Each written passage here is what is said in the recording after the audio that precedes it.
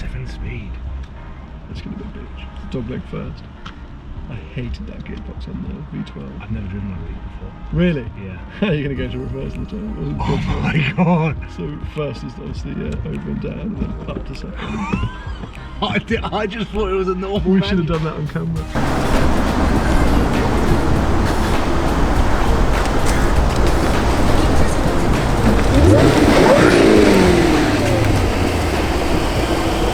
I've just parked up and look who's arrived! Oh no! Oh no! What do you mean, oh no? Well, I thought it was just going to be you! Twiggy's here! Twiggy! You love Twiggy's secret. I do. She kind of loves you as well, which really upsets me. It also upsets Vicky. Yeah, you got to be, you got to judge the situation better, Twiggy. No one likes Paul except you. Yeah. Hey, no, dude, this looks amazing. This is the first time that you've seen it. First time I've seen it, apart from on pictures, obviously. Yeah. It's much. Maybe it's the green grass, but it's much greener. On pictures, it looks a bit more yellow. Yeah. It looks really good. I think it's because the sun's out. I've experienced all sorts of different shades. At night time, it kind of goes like a Nardo grey. I'm still so surprised and impressed with like how low key you're doing the mods on this car. I honestly thought you were going to go like, you know, pink chrome or something like outrageous. I'm trickling along. I don't want to go too crazy. Please don't. Like, it's looking really good and it sounds good. Don't overdo it. Don't ruin it. So what we did today, because Yes. you really have been the one that's organising all of this. Because I've been waiting to test drive a certain car about 3 years now, and I've been begging Aston Martin Bristol, as soon as they had one, just call me. They did have one, the owner was like, I don't want anyone to drive it. It's a he didn't want you to drive I think that was it. If it was Schmee, sure. Rapide AMR. Ooh. Which is a car that I think people don't, maybe a bit like the Project 7 type. People don't realise necessarily how special it could be. I don't know, it could be awful. It could be really bad, but it was essentially the last of that VH platform, the one that we all know, the DB9, DBS and things, Vanquish stuff. And also the last naturally aspirated V12 Aston except the Valkyrie. I was driving over here because at the moment we are at Reading Services. Oh, great services, by the way. Great services. Those of you that don't come on the M4. Not too far away from Porsche Reading. Literally right there. You said to me the last time we drove past, when we got time, we'll stop off there. I'm the newest, biggest Porsche fan. I'm not sure we've got time, I've got to be honest. Oh, come on! Just because we're driving an AMR Rapide. Classic Sam. Classic Sam. Oh, sorry, I just need to stop off and get a coffee. But it's not a Starbucks. Bye! Oh. It's the new Cayenne Nürburgring thing. Turbo GT, that's it! Oh, so beautiful. So you might recognise these plates. Oh, blacked out GT4. I like that. There we have a Macan GTS 21 plate. Oh, there's two of them. Oh, I think I prefer the red one. And just a little special one to finish it off.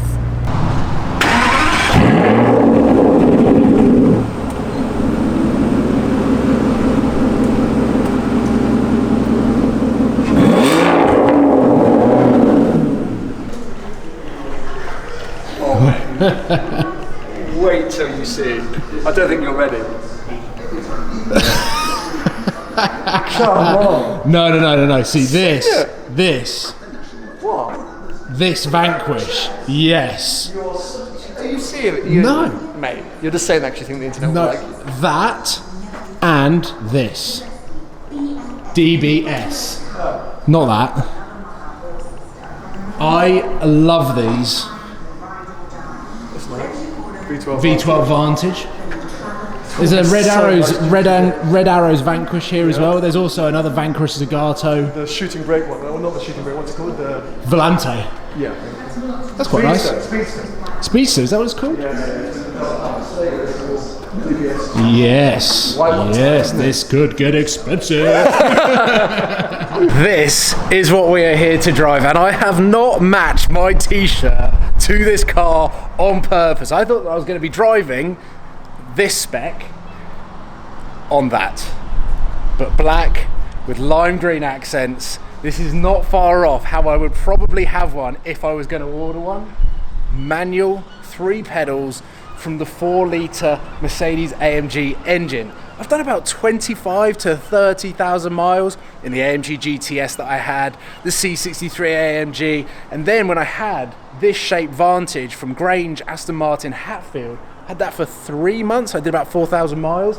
So I've done loads of miles and I'm very much used to that engine, but never connected to a manual gearbox. And I remember so specifically having a conversation with Mr. JWW after he had driven this, and he was saying just how lively, how characterful this car was, and it was so different to the auto version. So ever since then, I've been desperate to drive it, and really, in this spec, it doesn't get much better than this. There's exterior carbon down there, these lime green accents familiar with AMR, carbon fibre bonnet, vents there as well. In my opinion, with modern Aston Martins, at the moment it doesn't get much better than this. Mainly because Valkyrie and Valhalla aren't on the road yet. It doesn't get much better than this. In terms of road enjoyment, I'm going to get the GoPros hooked up. Me and Sam are going to jump in this and experience it. I think this is quite cool. Not driven one of these, but I've heard very good things. But very, very good lineup here. It's time to get cracking. 7-speed. That's going to be a bitch. Dogleg first. I hated that gearbox on the V12. I've never driven one of these before. Really? Yeah. How are you going to go to reverse the time? Oh my god! So first is obviously over and down, and then up to second. I just thought it was a normal We should have manual. done that on camera. Like, what's that as well? What's that button do? Sounds better than I thought it would. Parking sensors still sensitive as ever. Just going to turn them off. Yeah, but what if... What if you go backwards by mistake? You might actually, because it's dogleg first. Driven one before? Nope. I will just say, whilst it's very cool to have a manual gearbox in this car, I never gelled with the 7-speed manual with Aston Martin. Dogleg 7-speed manual. I'm going to have a real problem. The thing to remember is, not only do you have to do everything back to front, it's sprung in 4th and 5th, so you've always basically got to move left. When you're shifting lower down, it's always a bit more left than you think. Should I just not change gear? Just go for it in first gear. No, you could probably rock second for a while. So I have to go, it's like going from second to third. Yeah, second to third is first to second. Right. But in its neutral, in its most rested position, it's in 4th and 5th, because then you've still got 6th and 7th to go. So keep it a bit left. When you go up to second now, keep it... There you go. How that's so easy! This is gonna be the weirdest test drive ever. That was like 5 minutes between gear changes. But we're there. Oh, I'm a pro. Yeah, I'm a racing driver. It's cool, this though. And then I've got auto blip. Oh, this is a roundabout. I was just concentrating so much, being like, am I in the right gear? Am I in the right? I genuinely think this is going to be a crash. Oh, I like it. It's kind of cool sitting over here. Can we tell the audience that we've just got out of a AMR repeat? Yeah. which was so loud that this now sounds so quiet. It's taking me a while to adjust my... I can't actually hear the auto. Yeah, I can't hear the auto at yeah. all. Are you in sport or sport, whatever? I'm in, yeah, sport. So it starts in sport. Are you going on the M5? Nope. God damn it. It's just a disaster. I was like, I wouldn't go on that motorway if I were you. We'll be going all the way to Wales. Yeah. There's a lot of concentration going on. I've not even changed gear. But I like how high up this is. Like, you can rest your elbow right here.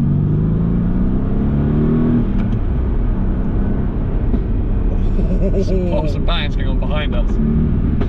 Oh, that's silly. That is very cool. Is it too much power? Like how much are you gelling with this experience? Would the car actually be more enjoyable with an automatic gearbox? Would you exploit more of the power? I'm driving it so differently though, mainly because I've never driven a dogleg manual gearbox before. So I'm probably the worst person to be driving this car and giving an analysis on it. So no, but I just think it's cool. Like, just to be able to rest my arm up here and have my hand on a gear stick. And right now you're more engaged with driving at 20 miles an hour than you would have been if it was automatic. Yeah. It wouldn't be utilized a bit. Well, recently I drove an M2 comp manual and loved it. I thought it was such a cool hooligan-esque package. Yeah. The size of it, the power of it, and I did kind of say that's really the maximum amount of power that you'd want to put through a manual box. I'm never gonna fully exert all of the power and all of the performance out of this car with this manual box today.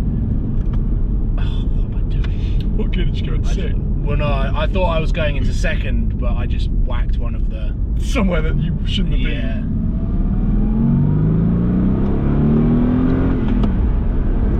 See, now this is cool. That was that shift was cool. It's got a real...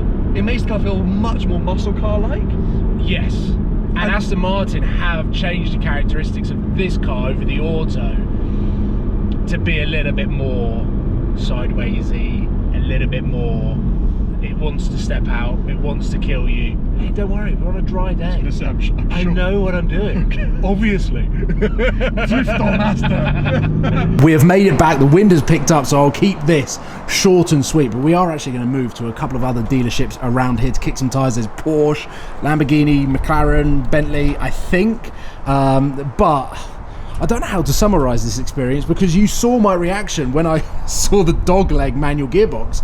For the entire time that I've known about this car, I thought that it was a traditional manual gearbox. So to try and get used to my first ever experience of driving a dogleg manual, don't really know what else to say other than I'm sorry for driving this car, being completely useless as an automotive YouTuber. But anyway, we'll move on to the next dealership. It looks good, sounded good, I enjoyed it, but I probably extracted 1% of its performance and experience of the manual gearbox out of that car. So yeah, onwards. With the weather as good as it is, why not take a little stroll to the other dealerships? I mean, we started at a Porsche dealership. There are Porsches here. I might have just sold mine. Doesn't mean I can't start looking at another one tomorrow. Well, me and you, we both share the love for a Boxer Spider. Oh, 100%. Big fans of those cars. Fans. But you're still quite new to the Porsche loving. Yeah. Which I'm appreciating. But I feel like I still need to sort of slightly hold your hand through this process because you still make some slightly strange. Well, this is great. This is great. This is not so great. Yeah, this is great. Though. That spec. That's very blue. Yeah. Cheeky. Not cheeky, it's awful. There's a GT3 in the window I can see. Do you think that's the same one that we saw earlier? Oh, is it? Probably. Well, that was a disaster. They saw us coming and there was too many customer cars in there, some of them very special. I knew that was going to happen actually. Yeah. It's a very Porsche thing to do, wasn't it? See tattoos on the arm and they're like, nope, you're not allowed in. Yeah, not that guy with that weird camera. What's he doing? Basically, there were customer cars in there, two of which were very, very special. The nicest 992 GT3 I've seen. You weren't a fan of the gold wheels? No, I wasn't a fan of the gold wheels. It was like a really dark, deep emerald green, gold wheels. Being a Porsche nerd, I couldn't quite put my finger. It could have been oak green metallic, but it had a slightly, I don't know, it could have been an emerald green, as you say. Anyway, we're describing something that we weren't allowed to film. So we walked in, they told us we weren't allowed to film. We had a quick look around and then we walked back out. So onwards to Lamborghini and McLaren now, which I can imagine might be a little bit more accommodating. Who knows? We actually drove here, but it took 2 minutes. Put the cars there, lovely 911 GTS, 720S, and I'm going to zoom in on this. This might be the best spec Urus I have seen. Let's go Supercar Shopping. Yeah, Sam just went, let's go Supercar Shopping, and basically not be allowed in any dealership. Yeah, essentially nowadays, because of COVID, you can't really go Supercar Shopping. Yeah, we kind of didn't think about that. No. Appointment only. It's supposed to be, Freedom Day, whenever it was, and I thought, oh, it'll be easy now, let's walk anywhere, but no, it's still all appointment only. Hey, well, there's a 720S here. Pretty cool, and we can see stuff through the window. There's a really cool V12. It must be the It's an S-Class Maybach with the special wheels. Yeah, which I was always a keener fan on. But well, it's basically been a window shopping episode because we've been looking through the window. Don't have to change the title, do you? Glass. Do you want this video? It can go on your channel. It's just all seen through glass. No, could you give me that footage? I need the content. I mean, the wind is picking up. We had fun at Aston Martin Bristol, and because there's so many dealerships around, it was kind of an opportunity for me to just whip the camera out. Us two go on a road trip, blue sky. We had to say goodbye to our Eurotunnel tickets.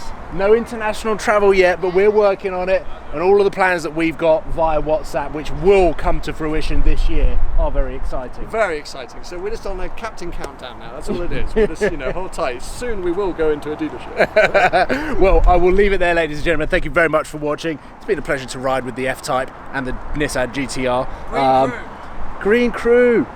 And if you Don't say that so unenthusiastic. If you had kept your McLaren in the car key, would have pretty much matched. But now time to head back east.